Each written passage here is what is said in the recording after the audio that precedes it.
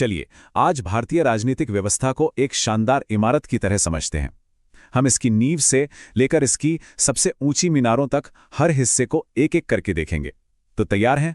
चलिए शुरू करते हैं। अब देखिए, किसी भी बड़ी इमारत को समझने के लिए सबसे पहले उसकी बुनियाद को समझना पड़ता है ना? तो हमारी बुनियाद है राजव्यवस्था। ये वो सिस्टम है जो बताता है कि देश चलेगा कैसे, पावर किसके पास होगी और सरकार और जनता का रिश्ता कैसा होगा। और भारत में इस पूरे ढांचे का आधार है हमारा संविधान। अगर राजव्यवस्था एक इमारत है तो समझ लीजिए कि संविधान उसका मास्टर ब्लूप्रिंट है। ये देश का सबसे बड़ा कानून है जो सरकार के हर अंग की ताकत और उसकी सीमाओं को तय करता है। और मजे की बात यह है कि भारत का संविधान दुनिया का सबसे लंबा लिखा हुआ संविधान है। तो इस पूरे आर्किटेक्चर को समझने के लिए हमारा सफर कैसा रहेगा? हम सबसे पहले शासन की नींव देखेंगे, फिर उन सिद्धांतों को समझेंगे जो इस इमारत के मजबूत खंभे हैं, और फिर देखेंगे कि यह पूरा सिस्टम असल में काम कैसे करता है। आखिर में हम नागरिक और राज्य के रिश्ते और भारत की पहचान पर भी बात करेंगे। तो चलिए शुरू करते हैं पहले हिस्से से, शासन की नींव। किसी भी मजबूत इमारत की तरह एक देश भी कुछ बहुत ही जरूरी चीजों पर टिका होता है। आइए देखते हैं वो कौन सी चीजें हैं जिनके बिना कोई देश देश ही नहीं बन सकता। ये वो 4 स्तंभ हैं जो किसी भी राज्य के लिए बेहद जरूरी हैं। सबसे पहले लोग यानी जनसंख्या, फिर एक तय जमीन यानी क्षेत्र, शासन चलाने के लिए एक सरकार, और आखिर में अपने फैसले खुद लेने की आजादी यानी संप्रभुता। अच्छा, तो नींव तो तैयार हो गई। अब बात करते हैं उन बड़े बड़े खंभों की जिन्होंने भारतीय गणतंत्र की पूरी इमारत को इतने सालों से मजबूती से थाम रखा है। ये वो आदर्श हैं जो भारत को भारत बनाते हैं। पहला और सबसे मजबूत स्तंभ है संप्रभुता। इसका मतलब है पूरी आज़ादी। भारत अपने घर के अंदर और घर के बाहर के मामलों में फैसला लेने के लिए पूरी तरह से स्वतंत्र है। कोई भी बाहरी देश हमें ये नहीं बता सकता कि हमें क्या करना है। दूसरा स्तंभ है लोकतंत्र। यहां असली ताकत जनता के हाथ में है। हम वोट देकर अपने नेता चुनते हैं जो हमारी तरफ से देश चलाते हैं। और क्योंकि भारत में 18 साल से ऊपर के हर नागरिक को वोट देने का हक है, ये दुनिया का सबसे बड़ा लोकतंत्र बन जाता है। हमारा तीसरा स्तंभ है गणराज्य।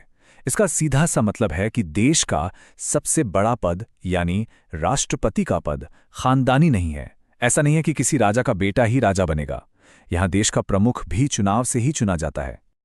और चौथा बहुत ही अहम स्तंभ है धर्मनिरपेक्षता। इसका मतलब है कि सरकार का अपना कोई धर्म नहीं होगा। उसकी नज़र में सभी धर्म बराबर हैं और वो सबके साथ एक जैसा बर्ताव करेगी। इस सिद्धांत को 1976 में हमारे संविधान में जोड़ा गया था।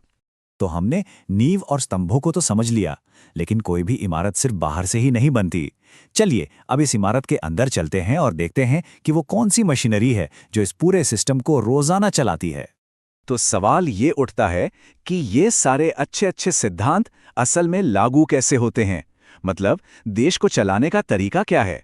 इसका जवाब है शक्तियों के बंटवारे में। सरकार की ताकत को 3 हिस्सों में बांटा गया है। एक है विधायिका यानी संसद, जिसका काम है कानून बनाना। दूसरी है कार्यपालिका यानी सरकार, जो उन कानूनों को लागू करती है। और तीसरी है न्यायपालिका यानी अदालतें, जो ये देखती हैं कि सब कुछ कानून के हिसाब से हो रहा है या नहीं। ये एक तरह का चेक एंड बैलेंस सिस्टम है। और इस पूरे सिस्टम का जो दिल है वो है ये सिद्धांत, कानून का शासन। इसका मतलब है कि कानून सबसे ऊपर है। कोई भी इंसान, चाहे वो कितने भी बड़े पद पर क्यों ना हो, कानून से बड़ा नहीं है। यही चीज सबको बराबरी का हक देती है। भारत की एक और खास बात है इसका संघीय ढांचा। मतलब यहां 2 लेवल पर सरकारें हैं, एक केंद्र में और दूसरी अलग अलग राज्यों में। और दोनों की ताकतें संविधान में साफ साफ लिखी हुई हैं। जैसे देश की रक्षा केंद्र का काम है तो पुलिस राज्यों का विषय है। हाँ, ये बात अलग है कि इमरजेंसी जैसे हालातों में केंद्र ज्यादा शक्तिशाली हो जाता है। हमने अब तक ढांचे और मशीनरी की बात तो कर ली, लेकिन कोई भी इमारत उसमें रहने वालों के बिना तो बेजानी होती है ना? तो चलिए अब इस पूरी संरचना के सबसे जरूरी हिस्से यानी नागरिकों और राज्य के साथ उनके रिश्ते पर फोकस करते हैं। नागरिकता वो कानूनी रिश्ता है जो एक इंसान को देश से जोड़ता है। ये हमें कुछ अधिकार देता है तो कुछ जिम्मेदारियां भी। और भारत में एकल नागरिकता है, जिसका मतलब है कि हम सब सिर्फ भारत के नागरिक हैं, किसी एक राज्य के नहीं। अब इस स्लाइड को जरा ध्यान से देखिए। ये नागरिक और राज्य के रिश्ते के दो सबसे अहम पहलुओं को दिखाती है, मौलिक अधिकार और नीति निर्देशक तत्व। दोनों में एक बहुत बड़ा फर्क है। मौलिक अधिकार हर नागरिक की आज़ादी की रक्षा करते हैं, और अगर सरकार इन्हें छीनने की कोशिश करे तो हम सीधे कोर्ट जा सकते हैं। वहीं दूसरी ओर नीति निर्देशक तत्व सरकार के लिए एक गाइड बुक की तरह हैं कि उसे देश को बेहतर बनाने के लिए क्या करना चाहिए। ये कोर्ट में लागू नहीं करवाए जा सकते। जहां अधिकार हैं वहां कर्तव्य भी होते हैं। संविधान में नागरिकों के लिए कुछ मौलिक कर्तव्य भी दिए गए हैं। ये हमारी नैतिक जिम्मेदारियां हैं, जैसे संविधान का सम्मान करना और देश की एकता बनाए रखना। इन्हें भी 42वें संशोधन के जरिए ही जोड़ा गया था। चलिए, अब हम अपने इस दौरे के आखिरी पड़ाव पर आ गए हैं। हमने नींव, स्तंभ और अंदर की पूरी बनावट देख ली है। अब उन सभी खासियतों को एक साथ रखकर देखते हैं जो भारतीय गणतंत्र की पहचान को बनाती हैं। तो फटाफट कुछ जरूरी बातें दोहरा लेते हैं। भारत एक संप्रभु, समाजवादी, धर्मनिरपेक्ष, लोकतांत्रिक गणराज्य है। हमारा संविधान 26 जनवरी 1950 को पूरी तरह से लागू हुआ। इसे बनाने वाली संविधान सभा के अध्यक्ष थे डॉक्टर राजेंद्र प्रसाद और इसकी ड्राफ्टिंग कमेटी के चेयरमैन थे डॉक्टर BR अम्बेडकर। ये कुछ बहुत ही जरूरी फैक्ट। और आखिर में हम आपको एक सवाल के साथ छोड़कर जा रहे हैं। सोचिए कि 70 साल से भी ज्यादा पहले लिखे गए सिद्धांत आज के इस बदलते हुए भारत को रास्ता कैसे दिखा रहे हैं। इस पर आपके क्या विचार हैं, हमें नीचे कमेंट्स में जरूर बताइएगा।